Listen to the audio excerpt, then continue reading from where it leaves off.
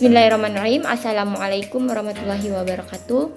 Perkenalkan, nama saya Zurianti dengan NIM 1872150003. Saya dari Prodi Pendidikan Ekonomi kelas reguler plus mata kuliah Matematika Ekonomi dan dosen pengampu yaitu Ibu Irfia Eriza MPD. Dan saya adalah mahasiswa semester 1 dari Universitas Pancasakti Bekasi. Adapun tujuan saya membuat video pembelajaran ini ialah untuk memenuhi tugas ujian akhir semester dan untuk bahan pembelajaran saya dan teman-teman sekalian. Adapun materi yang akan saya presentasikan yaitu tentang penyusutan, yang dimana penyusutan terbagi menjadi 6 bagian, yaitu yang pertama perhitungan penyusutan, yang kedua metode garis lurus, yang ketiga metode persentase tetap dari nilai buku, yang keempat metode satuan jam kerja aktiva, yang kelima metode satuan hasil produksi, yang keenam metode jumlah bilangan tahunan. Yang dimana kita ketahui dulu apa sih pengertian penyusutan itu? Nah, di sini ada penyusutan adalah alokasi biaya perolehan atau sebagian besar harga peroleh suatu aset tetap selama manfaat aset itu. Besar nilai yang dapat disusutkan adalah selisih antara harga peroleh dengan nilai sisa, yaitu nilai aset itu pada akhir masa manfaatnya. Next, kita lanjut yang pembahasan yang pertama, yaitu perhitungan penyusutan. Dalam perhitungan penyusutan itu ada 4. Yang pertama metode garis lurus, yang kedua metode saldo menurun ganda, yang ketiga metode jumlah angka tahun, yang keempat metode unit produksi. Jadi di sini kita bisa memilih akan menggunakan metode atau cara yang mana. Jadi kita bisa memilih salah satu dari metode keempat ini. Lanjut, yang kedua di sini saya menjelaskan tentang metode garis lurus. Nah, dari 4 metode tadi saya mengambil cara yaitu metode garis lurus. Metode ini disebut juga straight line method, metode depresiasi yang paling sederhana dan paling luas dipakai. Metode ini beban penyusutan aktiva tetap per tahunnya akan sampai akhir umur ekonomis aktiva tetap tersebut. Nah, di sini ada rumus. Depresiasi sama dengan HP dikurang NS dibagi N dengan keterangan sebagai berikut. Yang dimana HP itu harga peroleh, NS itu nilai sisa, dan N itu taksiran umur kegunaan. Nah, di sini kita ada contoh metode garis lurus. Contoh soal, perusahaan kertas membeli mesin cetak pada awal tahun dengan harga 100 juta rupiah dengan nilai sisa sejumlah 10 juta rupiah. Umur ekonomis dari mesin tersebut selama 10 tahun adalah. Langsung kita jawab ya. Penyusutan per tahun. Itu tadi kita masukkan rumusnya HP dikurang NS dibagi N. Sama dengan kita masukin semua nilainya, yaitu 100 juta dikurang 10 juta, yang dimana HP tadi itu 100 juta, NS-nya itu 10 juta, dan N itu 10 dibagi 10. Jadi kita jumlahin dulu yang di dalam kurung, itu hasilnya 90 juta dibagi 10, hasil akhirnya yaitu 9 juta.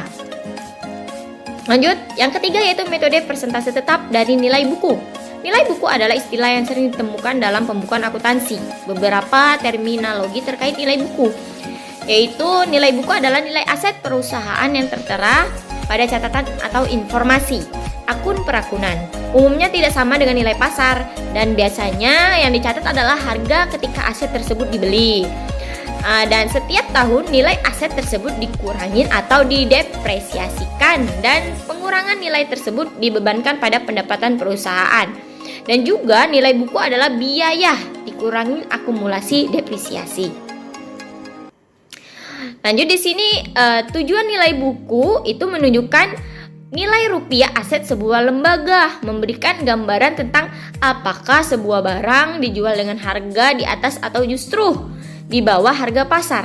Dan juga ada tahap menghitung nilai buku. Dan di sini memahami konsep nilai buku, memahami tentang bagaimana cara kerja nilai buku dan bagaimana cara menghitungnya. Rumus yang sederhana tentu adalah nilai aset yang tercatat dalam pembukuan kemudian dikurangi dengan nilai penyusutan. Dan tahap yang kedua itu menentukan biaya. Langkah kedua adalah menentukan angka-angka atau biaya yang akan dihitung sebagai unsur nilai buku. Pertama yang harus ditentukan adalah nilai awal dari aset tersebut, yaitu jumlah yang harus dibayarkan untuk mendapatkan aset tersebut pada periode tertentu. Setelah menentukan jumlah nilai aset, yang harus dihitung adalah nilai penyusutannya. Nilai penyusutan adalah faktor penting untuk mendapatkan hasil akhir dari nilai buku ini. Yang ketiga, tahapan yang ketiga itu menentukan metode penyusutan. Besarnya penyusutan tidak hanya tergantung pada jenis aset, tetapi juga metode penyusutan yang digunakan. Metode garis lurus menjadi cara perhitungan penyusutan yang paling umum. Namun, ada juga metode lainnya seperti saldo menurun yang bisa digunakan.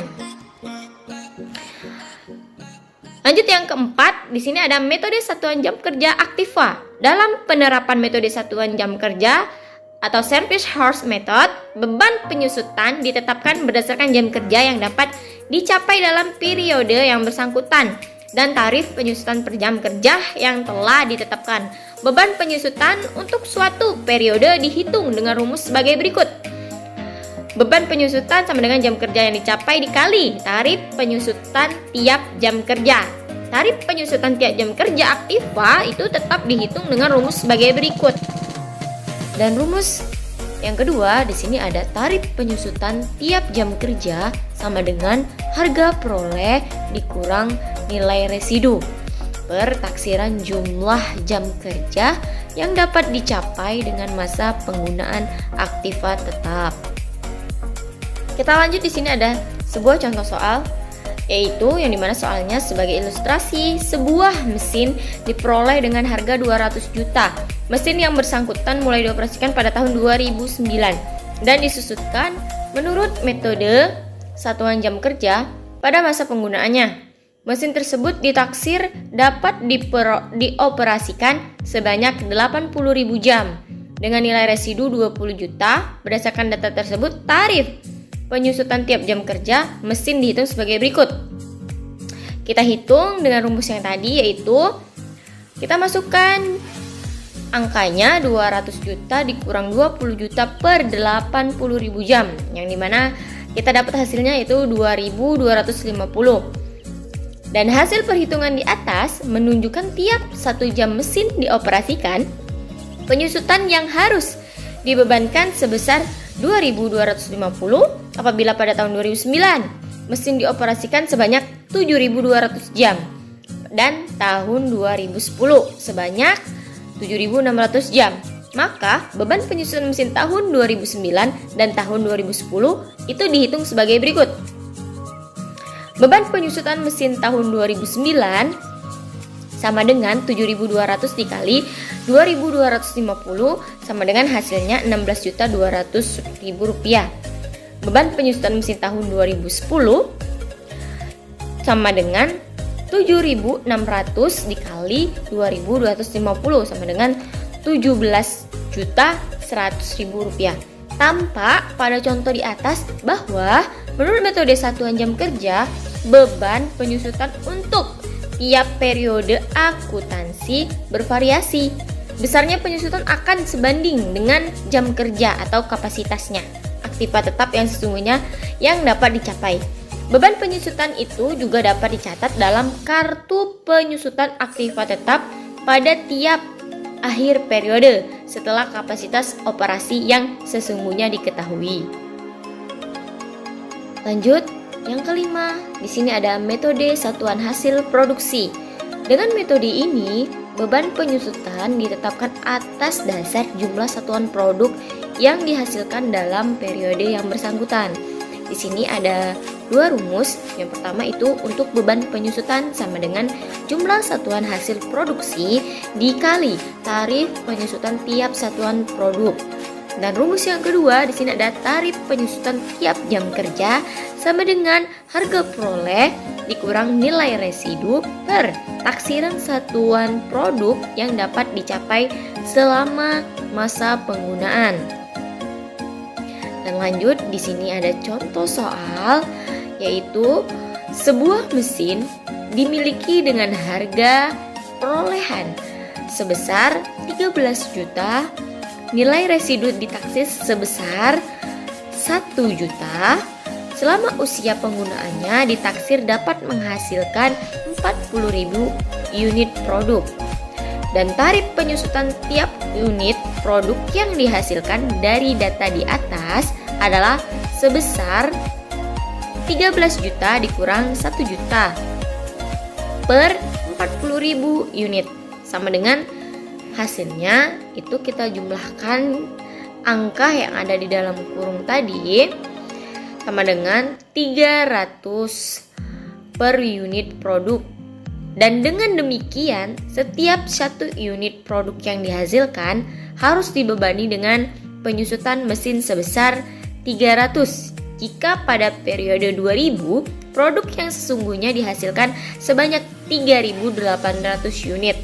Dan pada periode 2001 itu sebanyak 4.200 unit. Maka, beban penyusutan mesin untuk tahun 2000 dan 2001 adalah sebagai berikut. Yang pertama yaitu beban penyusutan mesin tahun 2000 sama dengan 3.800 dikali 300 sama dengan 1.140.000 rupiah. Dan yang kedua di sini ada beban penyusutan mesin tahun 2001 sama dengan 4.200 dikali 300 sama dengan 1.260.000 rupiah.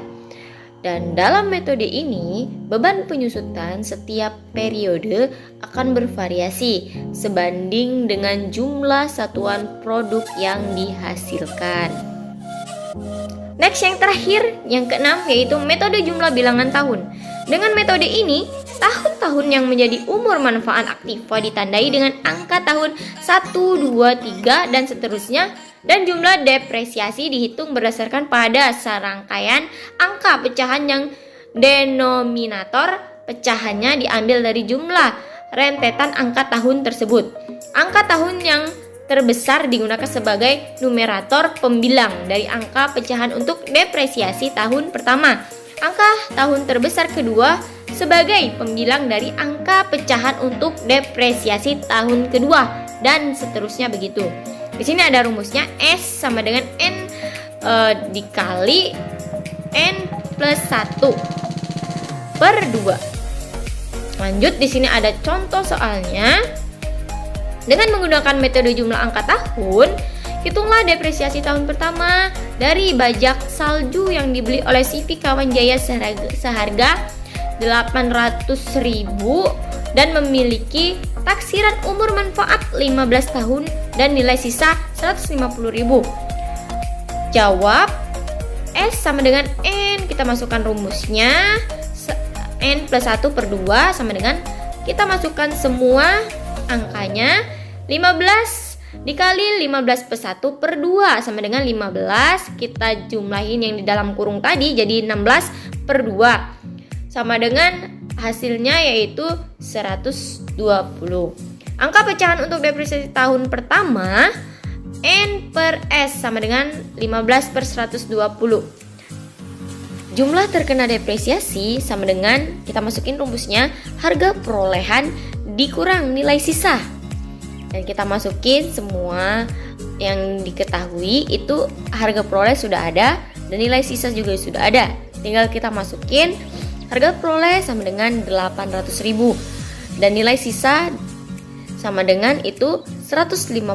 Jadi sama dengan 800.000 dikurang 150.000 dan kita jumlahin, jadi hasilnya sama dengan 650.000 rupiah. Dan depresiasi tahun ke-1 sama dengan jumlah terkena depresiasi dikali angka pecahan depresiasi. Kita masukin semua di sini sudah ada, sama dengan jumlah terkena depresiasinya 650.000 dikali angka pecahan depresiasinya itu 15 per 120. Jadi 650.000 dikali 15 per 120. Kita jumlahin hasilnya dapat 81.000 Rp250. Sekian presentasi dari saya. Apabila ada kata yang salah, saya mohon maaf. Pada Allah saya mohon ampun. Saya akhiri. Wassalamualaikum warahmatullahi wabarakatuh.